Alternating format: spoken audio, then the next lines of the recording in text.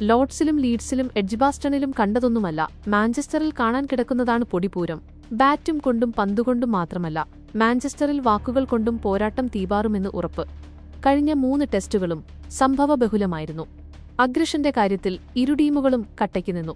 England താരങ്ങളെ പ്രകോപിപ്പിച്ച് ശുഭ്മാൻ ഗില്ലും മുഹമ്മദ് സിറാജും കളം നിറഞ്ഞു. ഇംഗ്ലണ്ടും ഒട്ടും മോശമാക്കിയില്ല. Zak Crawley, Ben Duckett, Ben Stokes, Harry Brook തുടങ്ങിയവരായിരുന്നു ഇംഗ്ലണ്ട് നിരയിൽ അഗ്രഷനു മുന്നിൽ. മുൻ മത്സരങ്ങളിലെ വാക്പോര് മാഞ്ചസ്റ്ററിലും തുടരുമെന്ന് വ്യക്തമാക്കുകയാണ് ഇംഗ്ലണ്ട് ക്യാപ്റ്റൻ ബെൻ സ്റ്റോക്സ്.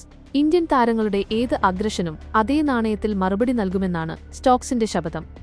അതായത്, ഇന്ത്യൻ താരങ്ങളെ പ്രകോപിപ്പിക്കാൻ രണ്ടും കൽപ്പിച്ചാണ് ഇംഗ്ലണ്ട് മാഞ്ചസ്റ്റർ ടെസ്റ്റിന് ഇറങ്ങുന്നതെന്ന് ചുരുക്കം.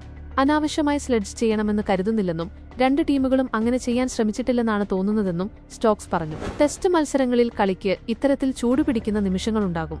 വലിയൊരു പരമ്പരയാണിത്. 2 ടീമുകൾക്കും സമ്മർദ്ദമുണ്ടെന്നും ഇംഗ്ലണ്ട് ക്യാപ്റ്റൻ വ്യക്തമാക്കി. ഒരു പ്രത്യേക സാഹചര്യത്തോടുള്ള സ്വാഭാവിക പ്രതികരണം മാത്രമാകാം. എന്നാലും അഗ്രഷനെ നിസാരമായി കാണാനാകില്ല. മനഃപൂർവ്വം അഗ്രഷന് മുതിരില്ല. അത് മത്സരത്തിൽ നിന്നുള്ള ശ്രദ്ധ മാറ്റും. എന്നാൽ എതിർ ടീം ഏറ്റുമുട്ടാൻ ശ്രമിച്ചാൽ പിന്നോട്ടു പോകില്ലെന്നും സ്റ്റോക്സ് മുന്നറിയിപ്പ് നൽകി.